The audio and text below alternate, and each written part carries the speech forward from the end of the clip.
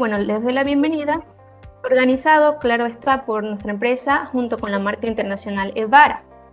El tema para esta tarde será el tratamiento de agua potable, un camino hacia la mejora de la salud pública. Es importante, bueno, el objetivo de un sistema de tratamiento de agua es eliminar las sustancias no deseadas frecuentemente halladas en el agua de alimentación, que va dirigida obviamente al consumo del ser humano. Les doy la bienvenida nuevamente a nuestra expositora, Adriana Group. Ella es ingeniera de ventas industriales. Su trayectoria, hablemos un poco. Ella ha trabajado en diseño de sistemas de tratamiento de agua. También ha trabajado en la coordinación de proyectos de tratamiento de agua y ventas de equipos de bombeo en acueductos e industrias. En total, su experiencia suma más de 10 años de trayectoria. Así que es un gusto tenerla aquí. Adriane. Muchísimas gracias al Grupo Inducom por la invitación. Y bueno, la idea, como dices, es aprender mucho hoy, sobre todo del tratamiento de agua, de todos los procesos, y enfocarlo a lo que es una mejora en la salud. Muy bien, y para quienes quieran conocer un poco más de sus logros, ella ha trabajado en sistemas de bombeo y tratamiento de agua para acueductos como EPM y AAA, sistemas de bombeo para empresas de energía como Celsia y Emgesa, empresas muy reconocidas, sistemas de bombeo para industrias como Bavaria, Postobón y PepsiCo. ¿Qué tal si pasamos a presentar los temas que vamos a tratar hoy? El primero se trata de parámetros físico-químicos, el segundo es el cribado, el tercero es desarenado en el agua, el cuarto es la coagulación y floculación, son temas que ustedes seguramente conocen un poco y vamos a tratar más sobre esto. El quinto, sobre la filtración por arena y carbón activado. El sexto, la desinfección. El séptimo tema es el esquema típico del tratamiento de agua de pozos. Y el octavo y último tema es, bueno, hablar un poco del esquema típico del tratamiento de agua de río. Ahora sí, sin hablar más, le doy paso a nuestra expositora. Adriana, se continúa. Muchísimas gracias. Voy a compartir pantalla y colocar la presentación. Por favor, me avisan si se ve bien, si hay que corregir algo.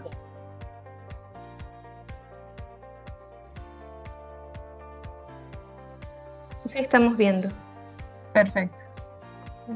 La primera. Tal vez si amplía un poco más y maximiza la pantalla.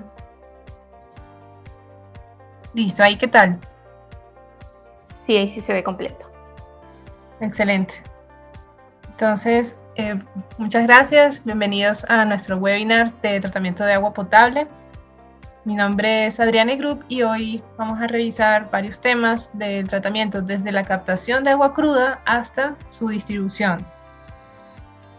Entonces, a mí me gusta empezar con un poquito de historia porque siempre es bueno ilustrar de cómo empezamos y cómo vamos. Entonces, cuando hablamos de tratamiento de agua potable, hablamos de que ya tenemos una experiencia acumulada como humanos de unos 6.000 años. Entonces, se habla de que en los primeros registros se implementaban varias cosas. Entonces, habían civilizaciones que colocaban el agua al sol y veían que eso tenía como cierto efecto positivo en el agua. Entonces, se enfermaba menos, tenía un mejor sabor. Y es que vamos a ver que el sol o los rayos ultravioletas tienen ese efecto bactericida en el agua. Luego, otras civilizaciones optaban por hervirla, entonces ya esto también tenía un efecto positivo en el agua. Otras veían que cuando almacenaban por varios meses en las vasijas, se depositaba una capa de tierra y de sedimentos en la parte inferior. Entonces eso ya les hacía la idea de que el agua estaba trayendo contaminación. A pesar de que hay momentos que la turbidez es muy bajita, vamos a ver ese parámetro, entonces ya notaban esto. Luego ya también hablan de filtración incluso por carbón de madera. Entonces cuando les sobraban las fogatas, ese carbón lo cogían y hacían filtrar el agua por ahí, con ese material. Y ya con eso lograban mejorar también las propiedades del agua. Y lo mismo cuando colocaban la filtración por arena. Entonces la hacían pasar a través de arena y también esto mejoraba. Entonces ya mencionaron lo que son los temas a tratar el día de hoy, yo quería comentarles un poco de que esto va más o menos enfocado a un tratamiento físico y acompañado de un tratamiento químico. Entonces, vamos a ver cómo varía en cada etapa y lo vamos a acompañar de un esquema típico. Van a ser dos esquemas típicos. Uno que es cuando tenemos una captación de agua de río y el otro con agua de pozo. Ahí vamos a ver cuáles son las diferencias principales cuando tenemos una fuente u otra. Y también vamos a conversar un poquito del perfil de vara para que nos conozcan un poco más. Ok, voy a bajar esto por acá. Mejor así. Listo, ¿qué tal el sonido? ¿Se escucha bien? Continuamos. Sí, se escucha bien. Excelente. Sí, se escucha bien. Gracias. Buenas tardes. Entonces continuamos con los parámetros físico-químicos. Vamos a ver que la normatividad nos exige cumplir con ciertos parámetros en el agua. Estos que vamos a revisar un poco más a profundidad se refiere a los parámetros con los que vamos a ir acompañando nuestro tratamiento. Entonces, es importante identificar de qué se trata, cómo viene el agua o qué puede causar esa variación en los parámetros y cómo va a ir mejorando a lo largo de nuestro proceso. Entonces, el primer parámetro es la turbiedad. Esto es la medida de la transferencia del agua. Entonces, eso se mide por unidades NTU.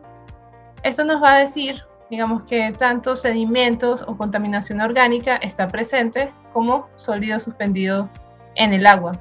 Entonces, vemos, por ejemplo, un agua que de pronto capten en el río o pues en el río cuando está turbulento o cuando está lluvioso, entonces puede traer algo como el primer vaso.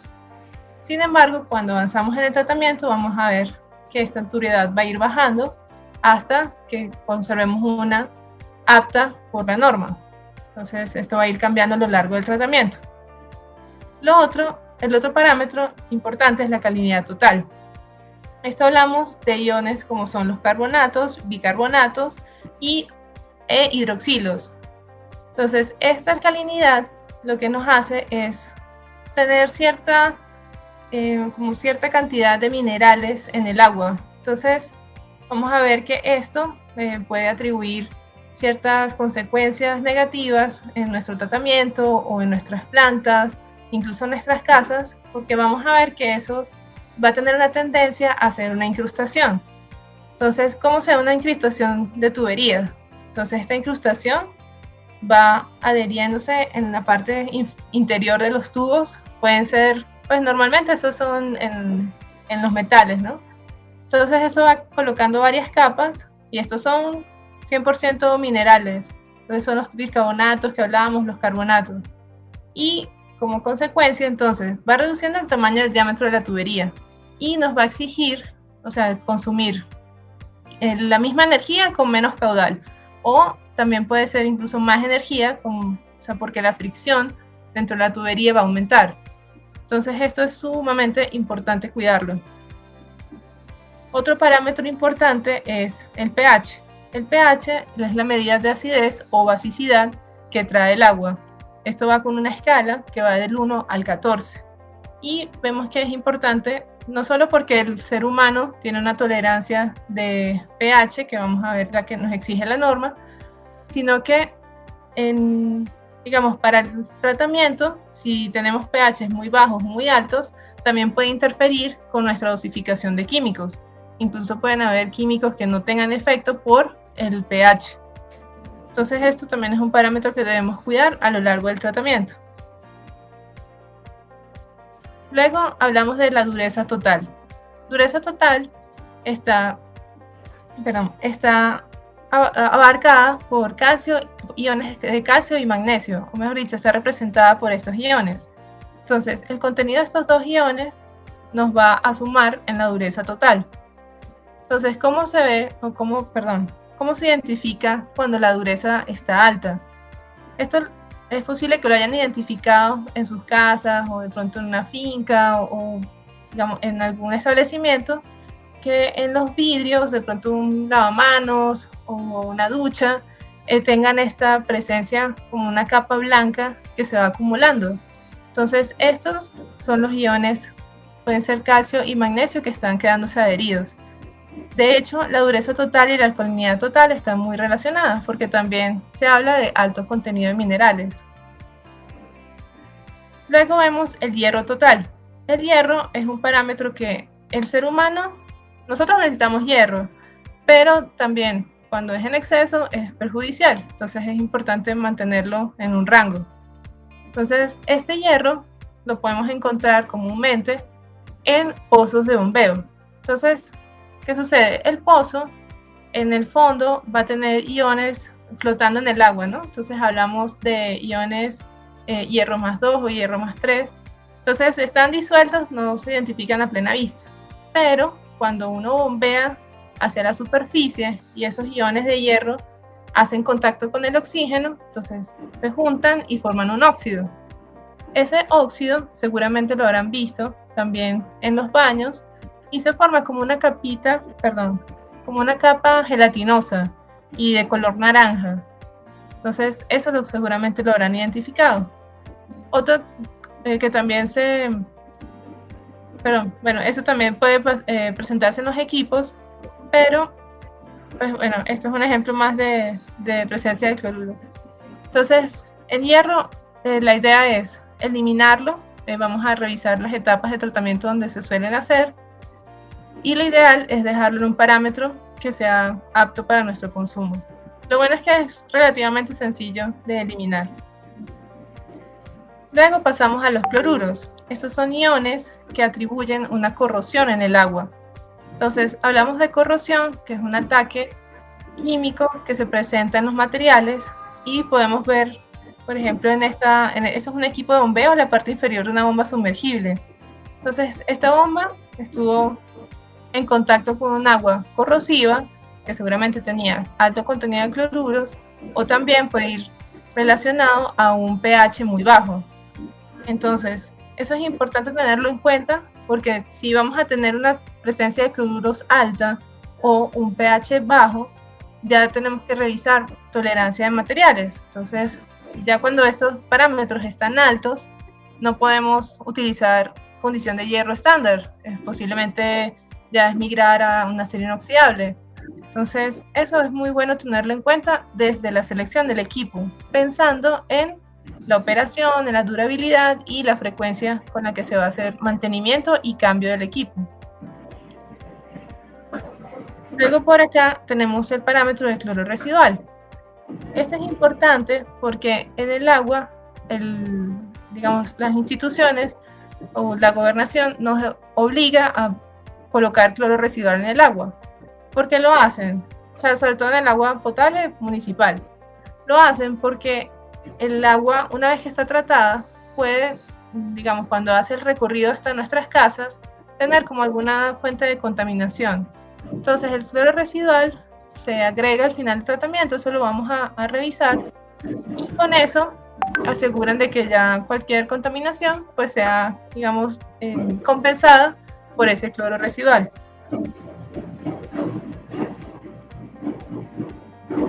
Entonces, por acá hablamos de parámetros y normatividad. Entonces, aquí hay como normatividad de varios países. Entonces está la norma ecuatoriana, que es la NTE, norma técnica ecuatoriana, 108-2011. Entonces aquí estos parámetros que están en verde son de esta norma.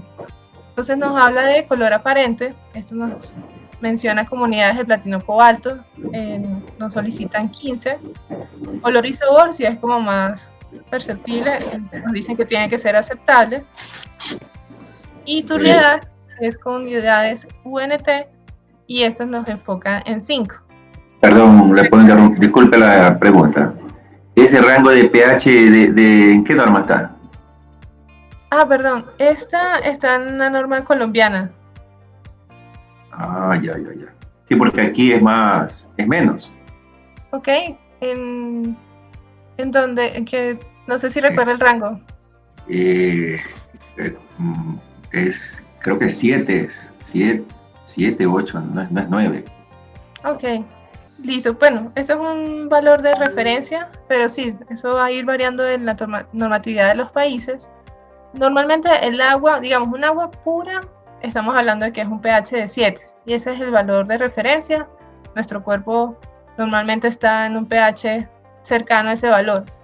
Entonces, sí se puede sugerir, de hecho, muy pocas personas lo llevarán entre 6 y 9. Normalmente se manejará entre 7 y 8 porque también el tema del sabor se ve perjudicado. Aunque, bueno, no sé si sabían que las aguas minerales suelen tener pH relativamente bajos, o sea, suelen estar por debajo de 7. Y eso es algo que ha llamado la atención y han hecho como llamados como para cuidar eso. Entonces sí, este rango puede cambiar dependiendo de los países. Entonces, esos son referentes a las características físicas. Entonces, la idea no es de pronto como ir revisando los valores, sino conocer de que las normas nos van a dar una exigencia y más o menos que se habla de esos parámetros. Entonces, por acá, esto es en la norma colombiana. Entonces, de hecho, la norma ecuatoriana no es tan exigente en el sentido de alcalinidad o calcio o dureza, como mencionábamos en los parámetros que explicábamos más, digamos, más detalladamente. Pero de acá yo quería mostrarles como una cierta referencia. Entonces, por ejemplo, hablan de alcalinidad total como carbonato de calcio. Entonces nos exigen 200. 200 es relativamente flexible, o sea, es muy difícil que un pozo profundo o una fuente de agua de río tenga una alcalinidad tan alta. Entonces tiene que estar arrastrando demasiados sólidos o decir que está, sí, como en contacto con muchas arenillas, cosas así, para que una alcalinidad se suba. Pero en esto realmente es muy sencillo, sobre todo en las dos fuentes que vamos a estudiar hoy. Entonces por acá nos hablan de los cloruros. Los cloruros nos dan una tolerancia hasta 250. Eso también es relativamente flexible porque es muy difícil que un río o un embalse o un pozo profundo tenga contenidos de cloruros, a menos que de pronto haya alguna infiltración o que tengan agua de mar cerca, cosas por el estilo, que puedan estar llegando y contaminando nuestra fuente. Entonces, esto es algo que queríamos mencionar, también lo de la dureza total, entonces también la expresan como carbonato de calcio y lo mismo, también es un valor bastante flexible.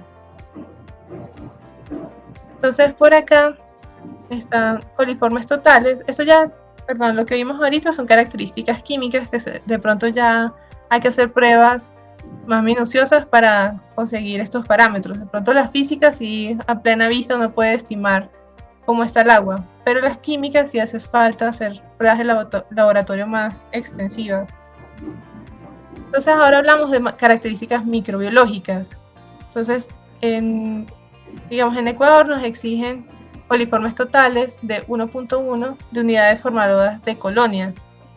En Colombia nos exigen Escherichia coli valor 0, o sea que no esté presente, y mesófilos que estén por debajo de 100. Entonces, algo que me gusta resaltar es que a veces nos llama la atención como, bueno, pero aquí, ¿por qué si toleran algo? Entonces resulta que los mesófilos son bacterias que están presentes en la descomposición. Entonces hablamos de, pues digamos, de fuentes que son la captación de un río o de pronto de un pozo que puede traer algo. Bueno, en pozos es más difícil, pero un río sí puede tener algo de descomposición, pueden traer hojas, ramas, de pronto animalitos que estén pues, en ese proceso. Entonces, pues digamos, están presentes allí.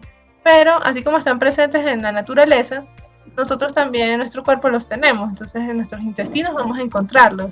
Entonces por eso es que la norma es un poquito más flexible en este parámetro. El otro es el que les mencionaba del cloro residual. Entonces la norma nos habla de 2 miligramos litros para asegurar de que entonces en el tránsito... Perdón. Aquí la norma dice mínimo 0.3 a 1.5 de cloro residual. Ok. Entonces ese rango va a cambiar en cada país. Entonces 0.3 es relativamente bajo, pensaría que es como para trayectos cortos. Y bueno, 1.5 es menos exigente, máximo. También tienen menos dosificación, ¿no? Que eso ahorraría algo de los costos. Sí, de hecho, en Estados Unidos tienen una guerra con esto porque dicen que el agua llega con una concentración de cloro residual muy alta, y entonces a la gente no le gusta, que el sabor y tal. Entonces eso, pues sí, eso es muy relativo como en cada país y en cada persona también, en cada casa. Entonces, eso con relación a lo microbiológico. Entonces, vamos a pasar a nuestro esquema. Este va a ser el esquema de tratamiento de agua de río. Entonces vamos a ver cada una de estas etapas. La idea es que una vez que terminemos estas etapas, vamos a identificar cuáles se reemplazan y se cambian por la de río. Entonces, perdón, por la de pozo. Entonces empecemos con la captación.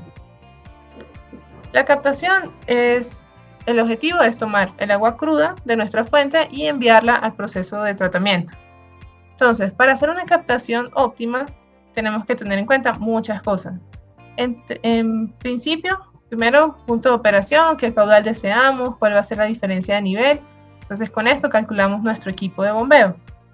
Ahora, no solamente el punto de operación es importante, sino también las condiciones en las que vamos a instalar la bomba. Por ejemplo, cuando tenemos aguas de río, muchas veces optan por bombas de turbina vertical. Esto lo hacen porque este tipo de bombas tienen el impulsor en la parte inferior. Entonces, al tener esto así, la exigencia de energía, o también que se expresa como NPCH, cabeza neta de succión positiva también le llaman, esto es menos exigente en este tipo de bombas. ¿Qué sucede? Cuando yo tengo mi río, de pronto que está en invierno, en Colombia se le dice en invierno, o bueno, digamos que el río está alto, entonces tengo una cabeza positiva, que está a nivel de agua bastante por encima del impulsor, y no voy a tener inconvenientes en que el impulsor tenga esa energía mínima para arrancar la bomba. Pero cuando mi río está muy bajito, que de pronto ya hay una sequía, entonces ya esa cabeza mínima y su emergencia se puede ver afectado. Entonces, por eso hablamos de este tipo de equipos, porque es menos exigente con el agua que requiere por encima del impulsor. Esto es con las bombas de turbina vertical. No es igual, por ejemplo, con las carcasas partidas, porque entonces cuando colocamos este tipo de bombas, cuando vamos a tener una captación de río, debemos colocar una tubería, digamos, en este lado, como una especie de L, ¿no? L invertida. Entonces, estas bombas, como van a tener el impulsor en la parte superior, o sea, va a estar por encima del río, entonces eso va a exigir una NPCH, una cabeza mucho más alta. De por sí, estas bombas requieren un NPCH más alto. Entonces, esto es importante tenerlo en cuenta para que una vez que tengamos la selección, nos aseguremos de que la bomba no vaya a cavitar, que no esté por fuera del punto de operación. Y lo mismo, cada variación de nuestro nivel de río va a impactar en la operación de la bomba. Entonces eso es importante tenerlo en cuenta desde el principio. Pasa algo similar con las bombas de succión final, como esta, o las bombas de tipo autocebante. Realmente todas aplican con principios de bomba centrífuga.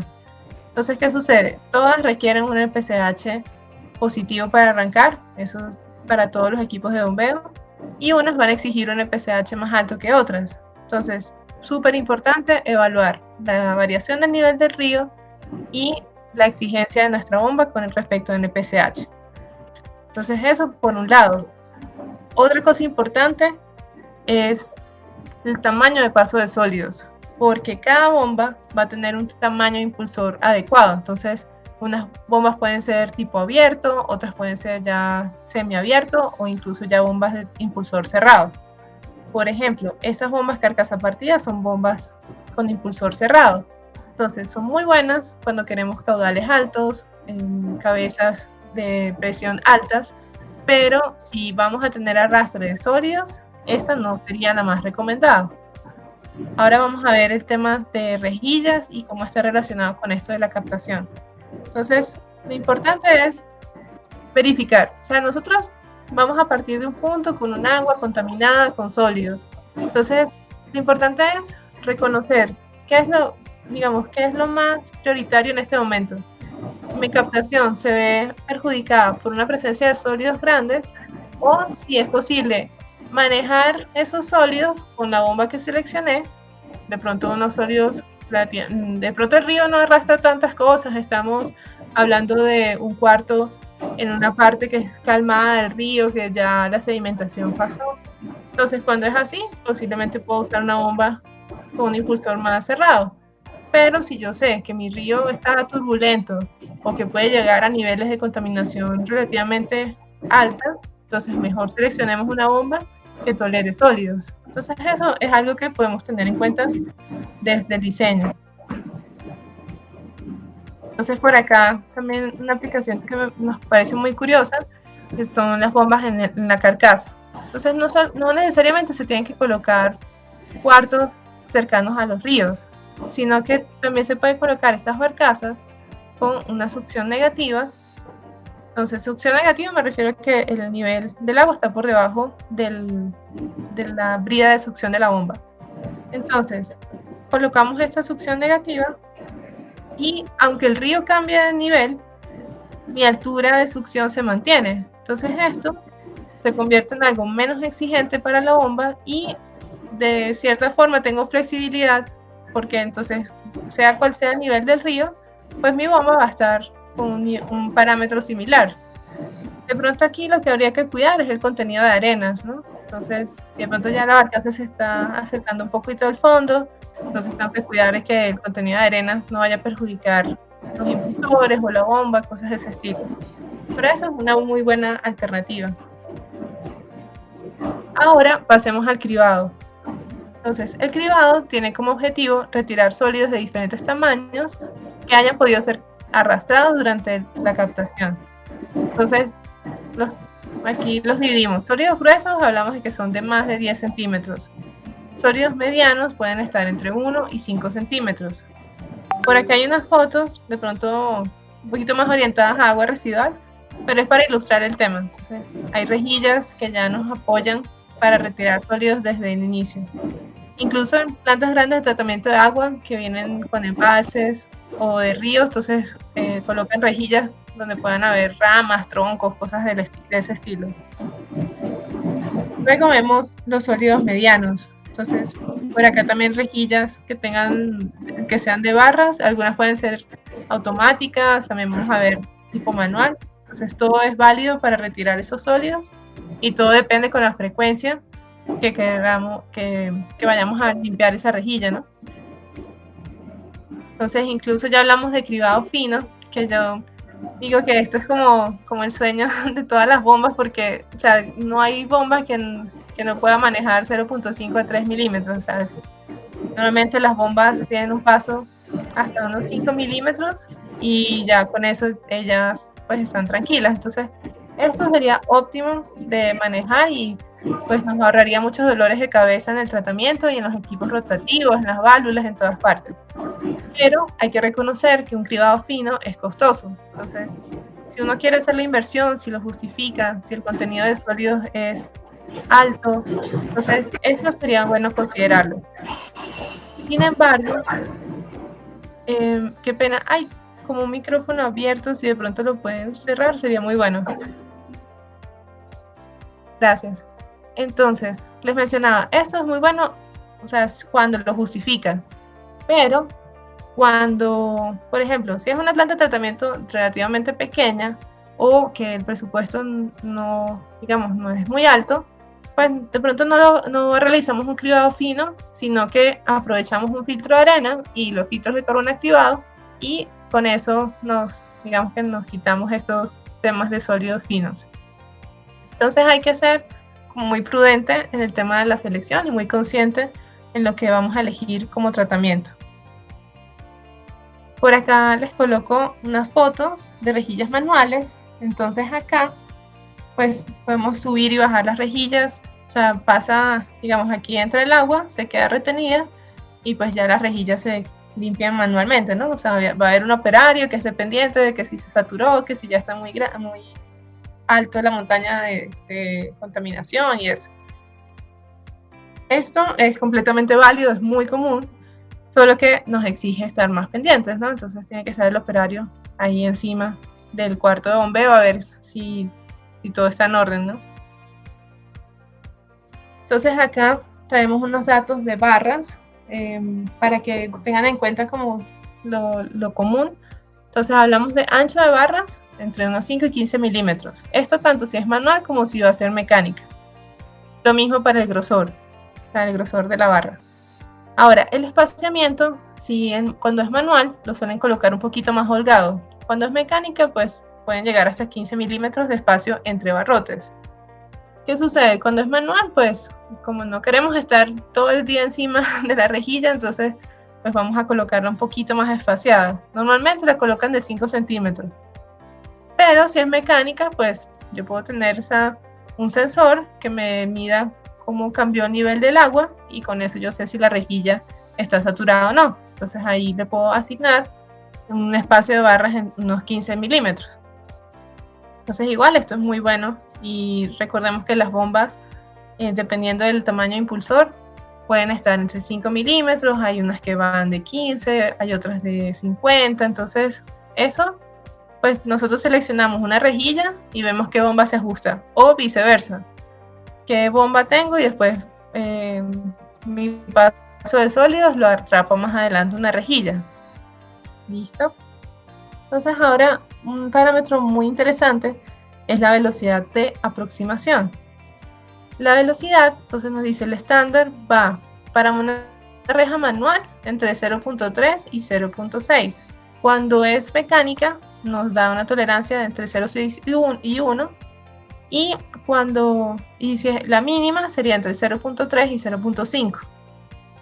Acá quiero identificar algo. Entonces tenemos una velocidad mínima y eso va a ser 0.3 metros por segundo. Se preguntarán de pronto por qué. Entonces, acá lo que nosotros tenemos que tener en cuenta es que yo tengo un canal, ¿no? Entonces voy a irme por acá. Entonces, yo tengo mi canal, tengo mi caudal de agua, tengo mi altura de nivel. Entonces, yo debo identificar como, bueno, mi ancho de canal, el que estoy asignando, ¿es adecuado o no es adecuado? Porque si yo lo hago muy ancho, entonces, por ejemplo, que la base sea muy alta, o sea, muy amplia, entonces mi canal va a tener un área muy grande. Entonces, si el área es muy grande, la velocidad se reduce mucho. Y si yo entonces bajo mucho la velocidad, ¿qué sucede? El canal es tan lento que hago una sedimentación antes de la reja. Entonces no tiene sentido que coloque un canal tan ancho. Entonces tengo que asegurarme de que esa velocidad al menos sea 0.3 para que los sólidos lleguen hasta la rejilla.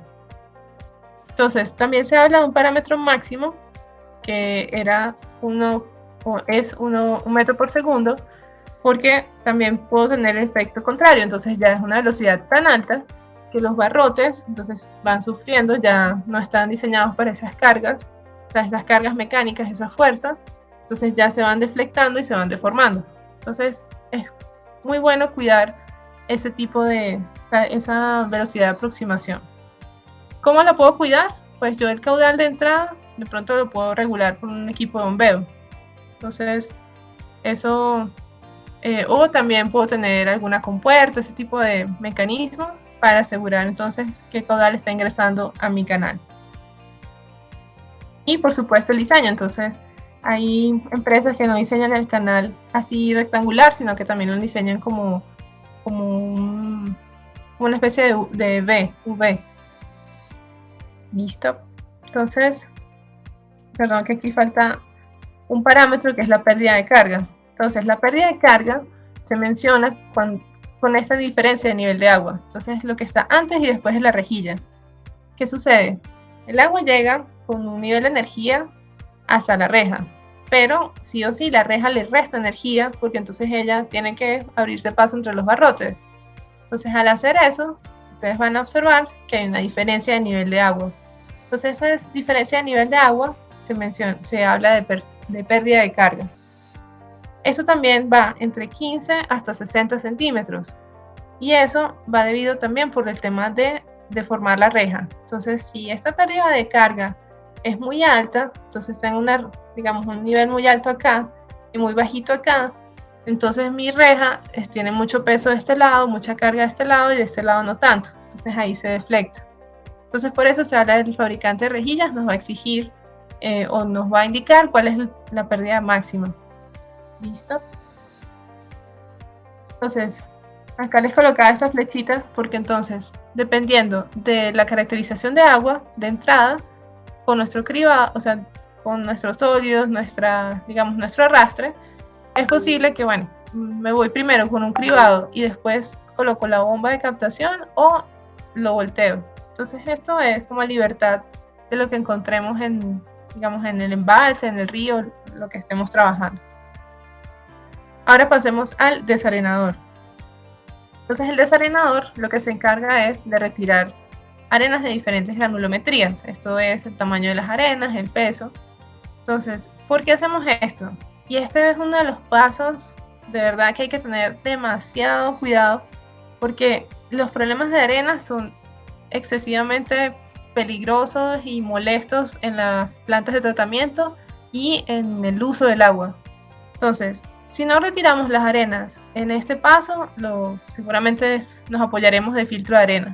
Pero un desarenador diseñado correctamente va a decir que entonces el filtro de arena lo vamos a hacer unos retrolavados o limpiezas con menos frecuencia. Entonces, en lo posible es bueno que esto esté bien diseñado o lo mejor posible, porque a veces por espacio no se le deja como el tiempo suficiente.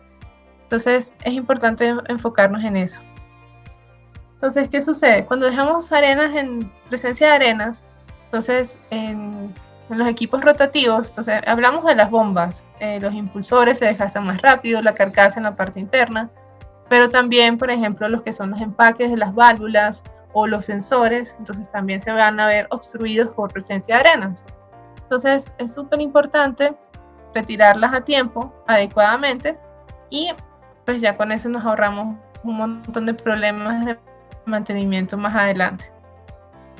Lo otro es tener en cuenta la presencia, o sea, el contenido de arenas. Una bomba común, o sea, por ejemplo, una bomba tipo succión final, o sea, como una bomba estándar, normalmente toleran hasta 50 partes por millón. Incluso las bombas de pozo también suelen tener este parámetro como máximo. Si ya vemos que por alguna razón de pronto hay mucha turbulencia o el río cambió en algo, entonces ahora trae mucha más arena que antes, entonces es necesario migrar a otro tipo de bombas que sean más adecuados para esa tolerancia de arena. Entonces ya no sería 50, posiblemente hablamos de 100, 200. Entonces, importante por tema de materiales, por tema de abrasión y durabilidad. Hablamos de desarenadores horizontales, entonces las arenas tienen esta trayectoria y ellas se depositan al final del desarenador. Entonces las empresas o los usuarios suelen colocar una cajetica de este lado y con eso una bomba especialmente para arenas y la sacan. Entonces lo importante es este desarenador, lo suelen diseñar más o menos entre 5 a 20 veces el ancho del desarenador, o sea, es mucho más largo que ancho, justamente para dar el tiempo necesario de que la partícula termine de llegar al fondo.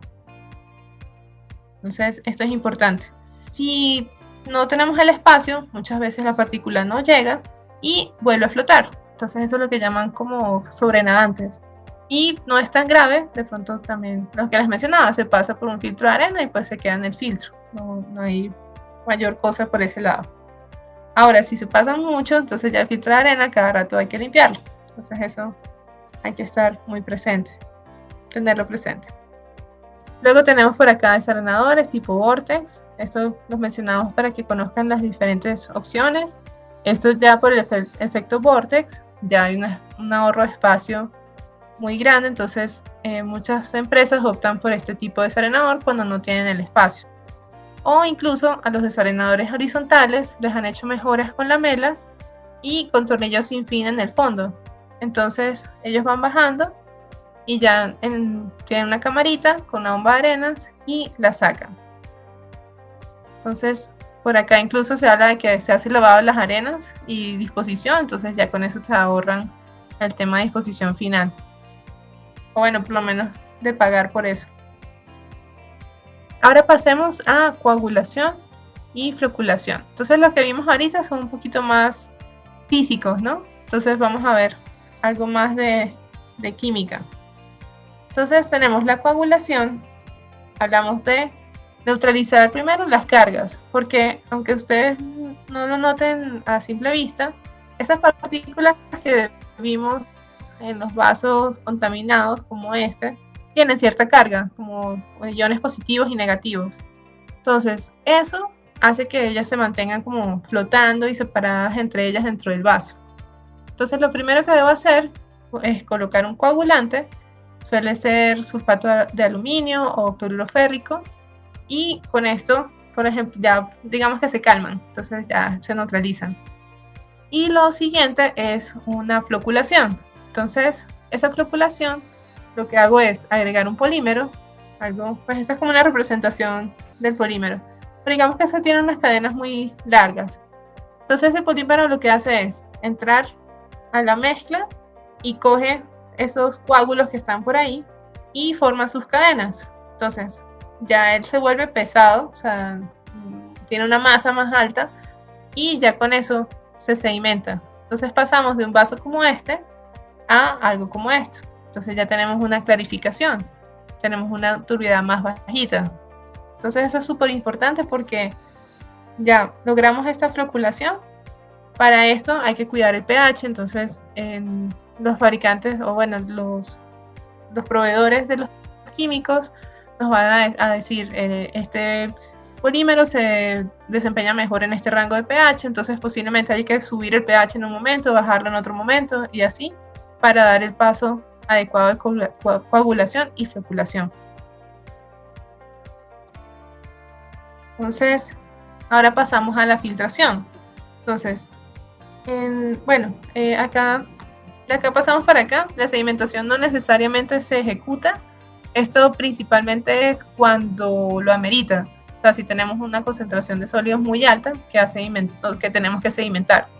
Pero en plantas de tratamiento de pronto un poquito más, digamos, más pequeñas, pasan directamente a una filtración. Entonces, vemos que la filtración va a ser una remoción mecánica. Vamos a remover materia orgánica y sólidos suspendidos. Ahí hablamos de dos puntos de operación y ahorita vamos a detallar un poquito más.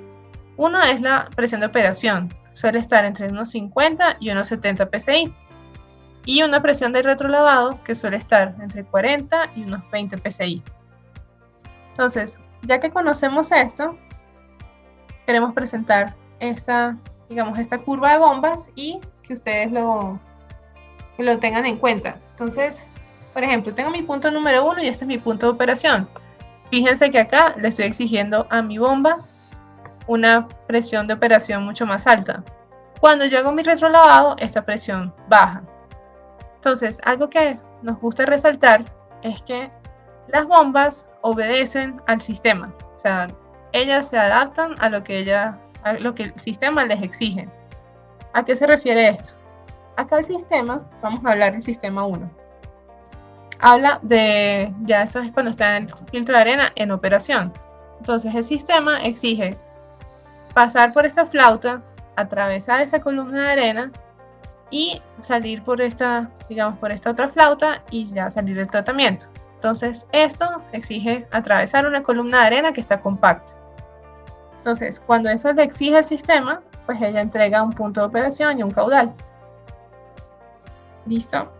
Ahora, cuando tengo otro sistema, que es cuando hago el retrolavado, entonces primero que cambio la posición de las válvulas. Ahora estoy ingresando por abajo.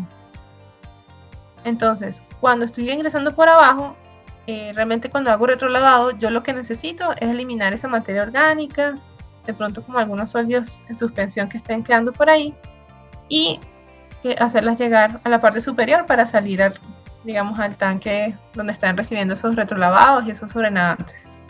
Entonces, este sistema es menos exigente, porque entonces ¿qué le exige el sistema a la bomba? Apenas es alborotar la arena para sacar esa suciedad, esa contaminación que tiene adentro. Entonces, no es la misma exigencia en presión esto que esto. ¿Y cómo se refleja?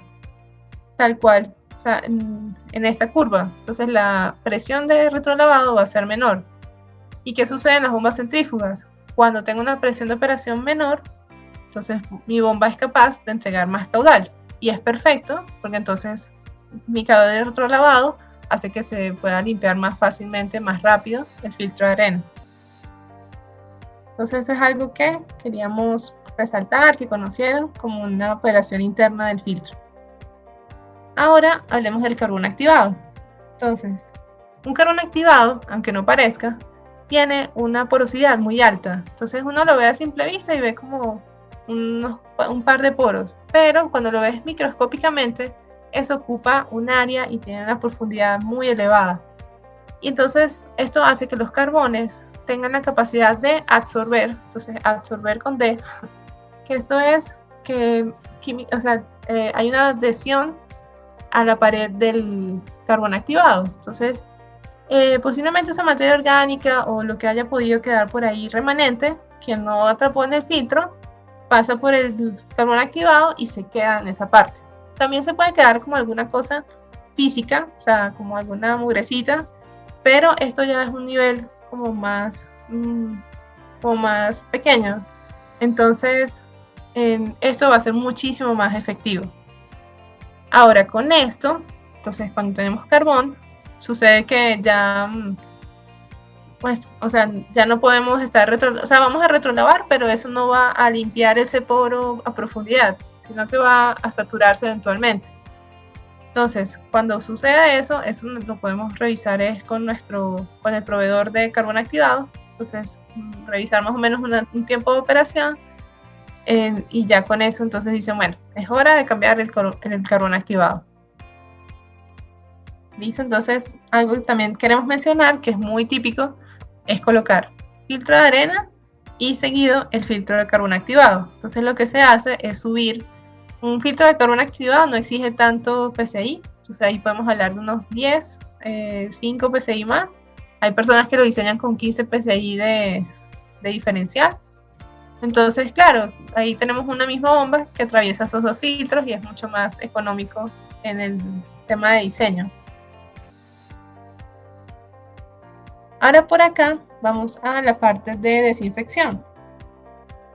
Entonces, la desinfección tiene como objetivo atacar todo lo microbiológico. Hablamos de bacterias, de coliformes, de virus, de mesófilos, todo eso que veíamos al principio. Entonces, hablamos de tiempo de contacto mínimo 30 minutos. Esto es un tiempo estándar cuando tenemos cloro de la casa. O sea, el cloro de la casa tiene más o menos concentración entre 5 y 7%. Entonces, cuando cogemos ese cloro y queremos desinfectar algo, lo colocamos en una superficie y se habla más o menos de 30 minutos de contacto para disminuir el 99.99% de las bacterias. Entonces, eso con ese cloro común. Pero acá vemos que hay presentaciones comerciales mucho más exigentes, entonces hablamos de 15%, hablamos de pastillas de hipoclorito de calcio. Estas de pronto las habrán visto en piscinas o de pronto cuando tienen la finca, entonces se llevan las pastillas y pues ahí es mucho más fácil de manipular que de pronto algo líquido. Y ya cuando queremos mucha más precisión, hablamos de bombas de diafragma. Entonces ya con eso tenemos una dosificación con una precisión muy alta y esto es muy utilizado en las plantas de agua potable, ya sea en las industrias o también de los acueductos. Entonces, ¿por qué suelen ser de diafragma? Porque el hipoclorito de sodio puede ser muy corrosivo, entonces se suele trabajar con bombas de membranas, pues con materiales de plástico. Entonces, hablamos también de desinfección que se puede hacer por ósmosis inversa o por lámparas UV. Las ósmosis inversas hablamos de que son membranas que por afinidad retienen ciertos iones y cierta contaminación. De hecho, también sulfatos, hierro, ese tipo de cosas las retienen. Entonces, estas normalmente operan con bombas multietapa vertical. Por acá vemos este ejemplo. Cuando son empresas de bebidas y alimentos, las suelen colocar todas en acero inoxidable. Cuando son de pronto en edificios, o bueno, en edificios muy poco colocamos ósmosis inversa, pero en aplicaciones menos exigentes pueden ir con bombas en hierro. En presiones de operación hablamos entre 120 y 300 psi. ¿Qué sucede? Cuanto más contenido de sales, de pronto si tengo cloruros o sulfatos o ese tipo de iones, mi membrana va a requerir más presión de operación. Entonces con esto es importante tenerlo en cuenta para el equipo de bombeo. Ahora pasamos a lámparas ultravioleta. Entonces hablábamos en aquella época que colocaban las vasijas al sol. Lo que hacen estas lámparas es maximizar los efectos de rayo ultravioleta y con eso también minimizan sus productos de desinfección. Hasta ahora no los hemos mencionado, pero cuando yo hago mi tratamiento, digamos que entre las etapas quedan esa materia orgánica, ¿no?, que les mencionaba. Normalmente esa materia orgánica se termina de eliminar en el carbón activado. Pero si por alguna razón el carbón activado está saturado o no está dimensionado correctamente y pasan, cuando yo hago contacto de hipoclorito de sodio con la materia orgánica, me generan estos subproductos de desinfección que son dañinos para el ser humano.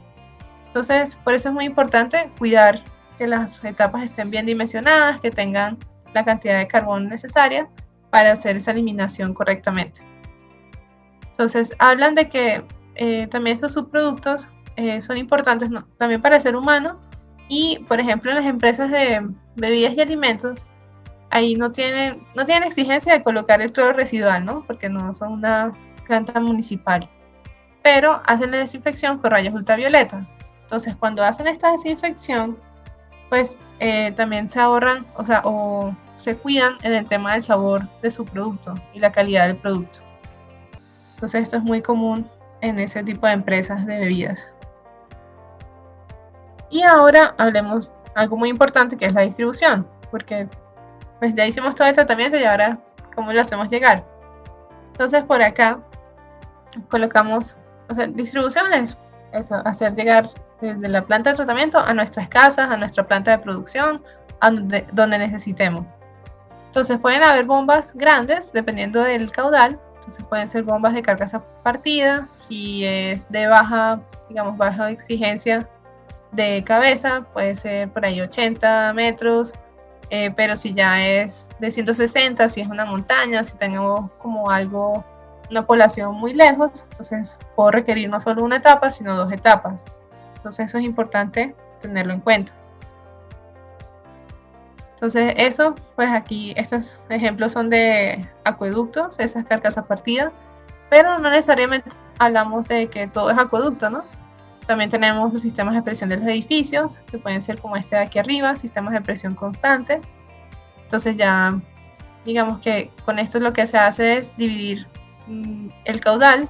Esto es como el caudal de demanda de los usuarios. Entonces de pronto por la mañana es súper alto porque todo el mundo se está listando. Al mediodía también es alto porque la gente está cocinando el almuerzo. En la noche también cuando todos llegan de trabajar, pero puede ser que haya horas que son bajitas, ¿no? Horas valle. Entonces, por eso se habla de de tener varias bombas para compensar. Entonces, en este horario voy a trabajar con una. Cuando tenga este otro horario voy a trabajar con 2. Y de pronto si hace mucha falta, entonces voy a trabajar con 3. Y eso también ayuda a economizar y mejorar el consumo de energía. Entonces eso es bueno que lo tengan presente y lo conozcan. También, aquí hablamos multietapa porque los edificios normalmente demandan una presión alta. Pero, por ejemplo, las plantas de producción suelen tener unos anillos. Entonces esos anillos los suelen exigir como unos 80 psi. Entonces esos 80 psi pueden alcanzarse con una bomba de una sola etapa. A veces son 80, otras veces son 60. Y con eso pues la red queda cubierta y ya los usuarios digamos que están contentos. Entonces suelen colocar un sistema parecido a este, pero con varias bombas horizontales. Y todo esto va a depender de las condiciones de demanda de mi población o de mi planta de producción. Porque también acá sucede que, por ejemplo, una misma planta de producción, entonces tengo una empresa de lácteos, pero tengo un área de yogur, tengo un área de leches, de pronto otro derivado, entonces no todas las áreas van a exigir el mismo caudal a la misma hora. Entonces tengo que hacer ese balance con estas bombas, con estos sistemas. ahora pasemos a ver un video breve que resume todo esto. Por acá, ¿sí sale la pantalla o tengo que cambiar de ventana? Sí, sí se ve la pantalla. Ah, perfecto. Entonces voy a adelantar un poquito para llegar. Listo, entonces acá tenemos el río y se fueron con una rejilla previo a la captación. Entonces vemos por acá que la rejilla proviene de pronto de alguna rama, alguna cosa que pueda ingresar a nuestro sistema. Entonces aquí vemos que el río realmente no arrastra mucho, entonces estamos bien por ese lado. De pronto acá no es muy claro en dónde están las bombas, si están en este punto o si están en este. Lo más seguro es que están en este punto porque si están acá, entonces hablamos de que el recorrido de succión es muy grande, o sea, como muy exigente, y las bombas podrían estar propensas a cavitar. Entonces por acá van al sistema de rejillas ya finas, entonces ya expulsan todos los contaminantes que estén por ahí. Y luego hablamos de coagulación y floculación. Algo que no mencionamos es que para llegar a esta macro, o sea, esto ya es una escala grande, ¿no? Pero estas pruebas de coagulación y floculación se hacen en pequeña escala en el laboratorio. Entonces, en ese laboratorio se determina cuánto químico, o sea, cuánto cloruro férrico o cuánto sulfato de aluminio debo agregar a un volumen de agua y cuánto polímero tengo que agregar para hacerlo flocular. Entonces, una vez que yo tengo esos datos, y bueno, también se hacen tal cual unos sistemas así de agitación. Una vez que yo tengo esos datos de dosificación, también tengo mis tiempos de residencia, o sea, mis tiempos de agitación. Entonces yo los reproduzco a nivel grande, o sea, a gran escala en la planta principal. Entonces ya por acá generamos los flóculos, entonces ya aquí pasamos a un sedimentador, vemos que van quedando en la parte inferior. Luego pasamos por acá a la filtración, entonces acá es una cama de arena.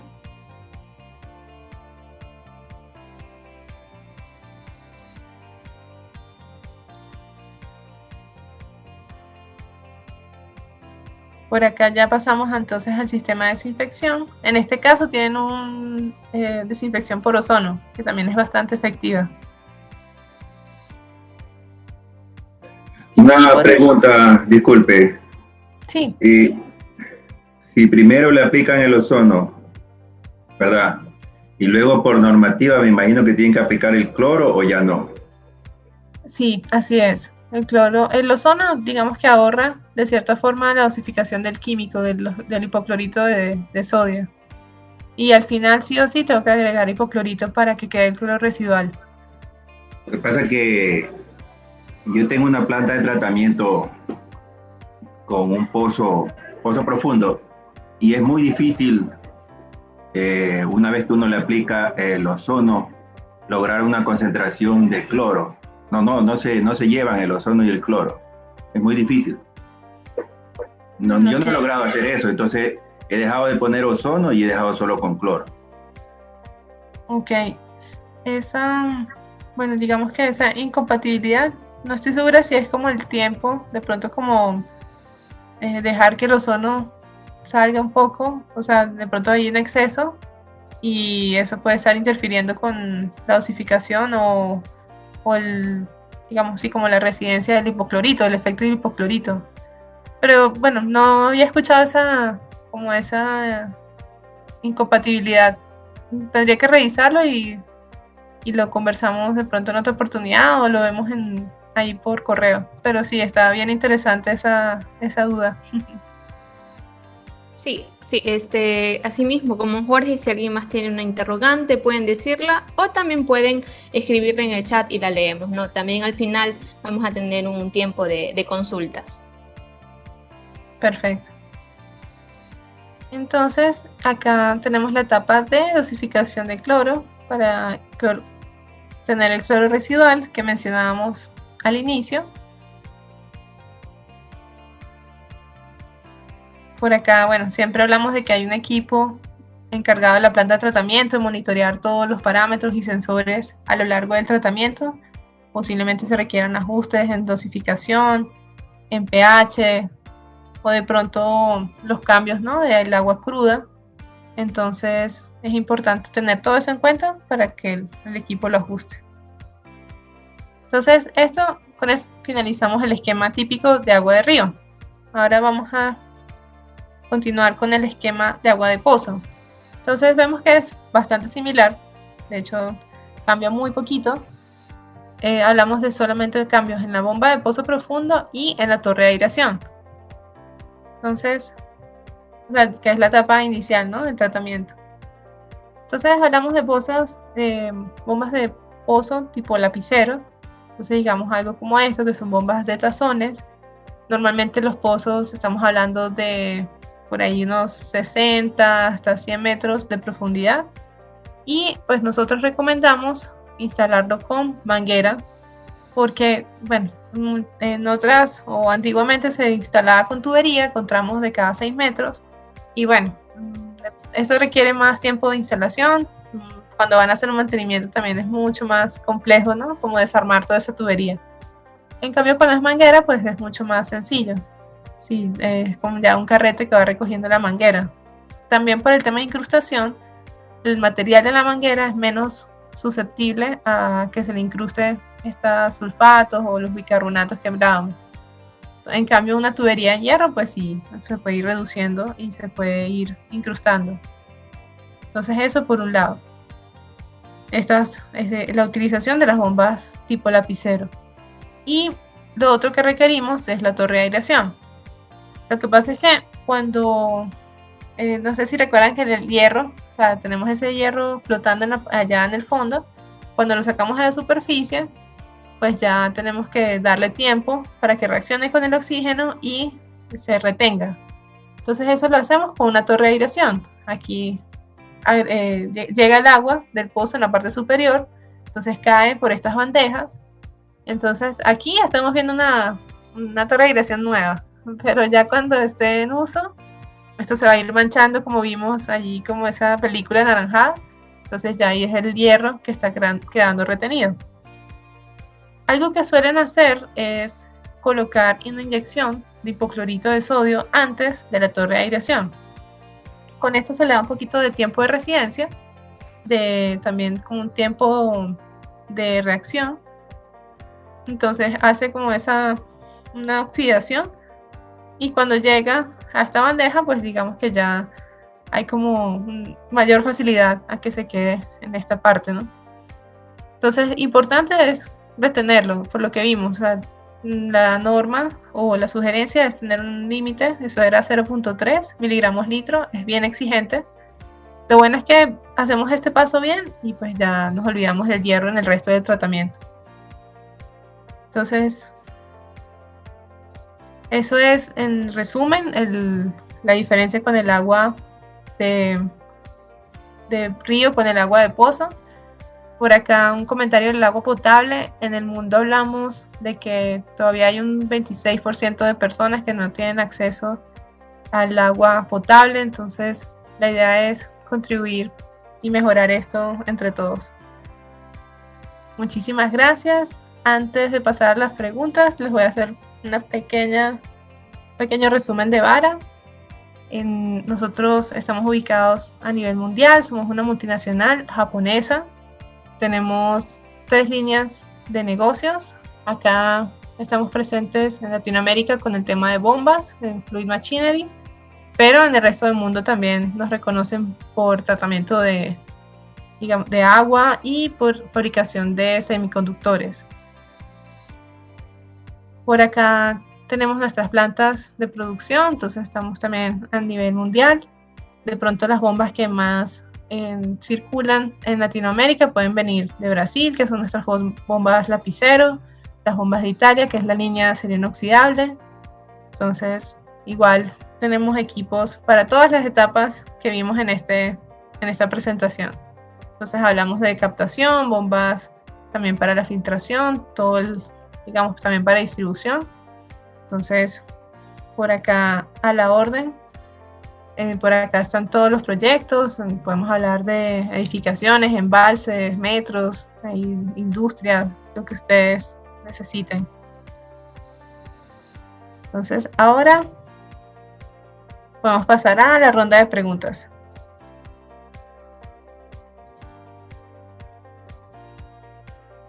Sí, por favor. Buenas. Okay. Yo quería comentarle que si es posible que tuve que ausentarme porque estoy en una empresa ahorita y tuve una emergencia que salir y no vi completo. No sé si es posible que lo puedan compartir. Si es posible. La presentación, sí, eso se puede compartir. Muchas gracias.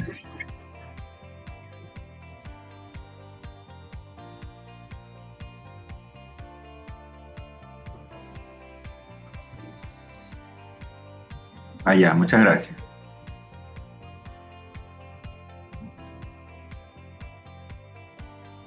¿Y alguien más una pregunta, por favor? Sí, una pregunta. Adelante. ¿Cuántas partes por millón se debe aplicar de bipoclorito por cada, cuánto reduce de partes por millón de hierro en el agua? ¿Hay alguna relación o cómo le hace el cálculo para poder disminuir y llegar a esos valores que usted me dijo? Gracias. Gracias. En este momento, sí, eso hay una relación y es proporcional. En este momento no recuerdo el dato exacto, pero sí hay una relación entre el contenido, entre el contenido de hierro en miligramos litro con la dosificación. Entonces, tengo pendiente ese dato, pero sí hay una relación proporcional entre ellos. Gracias. ¿Alguien más, por favor? Tenemos tiempo. Tenemos la presencia de más de 35 participantes, así que preguntemos.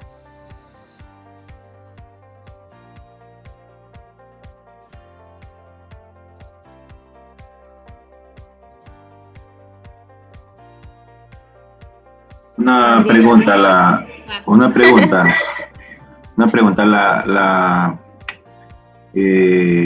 presentación de ustedes en la parte comercial solamente se enmarca en las bombas o en otras cosas que también vimos ahí. Nosotros básicamente nos enfocamos en los equipos de bombeo. Ya. Por ejemplo, esa torre de aireación, todas esas cuestiones no sería, solamente fue parte de la presentación. Ustedes no las tienen. Correcto, sí, la idea es ilustrar diferentes etapas de tratamiento para que conozcan cómo cambian o qué tipo de cosas hay que aplicarle al agua. Y también, digamos que en distintas etapas se utilizan distintos equipos de bombeo, ¿no? Entonces, también como que ustedes tengan presente y puedan identificar cuál es el equipo más adecuado para esa aplicación. Pero, digamos, sí, es un poco general. De pronto lo que está un poco más aterrizado es el tema de equipos de bombeo. Otro tema, el agua que yo manejo es salobre, entonces la carcasa de la bomba tiene que ser de acero inoxidable. Era 304 o 316, un tipo de acero, ¿verdad? Sí, así es. Cuando es agua salobre, hablamos de que tiene un contenido alto de sales. Ahí normalmente están relacionados con contenido de cloruros. Entonces, esos cloruros tienden a que el agua se vuelva corrosiva. Y cuando hablamos de materiales de equipos como en hierro, o sea, como digamos materiales estándar, no se suelen llevar bien con este contenido de cloruros. Entonces, por eso es muy bueno que puedan migrar a acero inoxidable 304, incluso 316. Y todo esto va a depender de la cantidad de cloruros y de sales que tengan presentes. También esto está relacionado, ¿no? Entre cloruros y contenido de sales con la conductividad del agua. Entonces, hablamos de, digamos, una conductividad, la podemos comparar contra el agua de mar, Entonces, eso sí, si recuerdo bien, son 50 microsiemens por centímetro cuadrado. Entonces, dependiendo como de la conductividad, hay aguas que pueden tener, digamos, esos son 50, pero hay aguas que son salobres que pueden tener 35 o 20, y ya con eso se sugiere ese tipo de parámetros. Se puede inclusive con acero inoxidable 316. De pronto, si tienen menos, una conductividad menos de, sería un microsiemen por centímetro cuadrado, entonces ya hablamos de que pueden utilizar de pronto materiales más amigables, o sea, acero inoxidable 304. Ok, gracias. A la orden. Sí, como decía la ingeniera Diane, básicamente el tema se habla del tratamiento, ¿no? Pero enfocado sobre todo en los equipos y en los sistemas de bombeo. Recordemos que Evara es socio comercial de Inducom, por eso tenemos la presencia de la ingeniera Adriana Group, quien habló sobre los tipos de bombas según sus aplicaciones y el entorno físico, ¿verdad? Eso es importante al momento de considerar un equipo. También habló sobre los estados químicos del agua, los procesos de filtración y purificación, y hasta pudimos obtener un paneo sobre los esquemas de tratamiento del líquido vital. Así que le agradecemos a Adriana por su presencia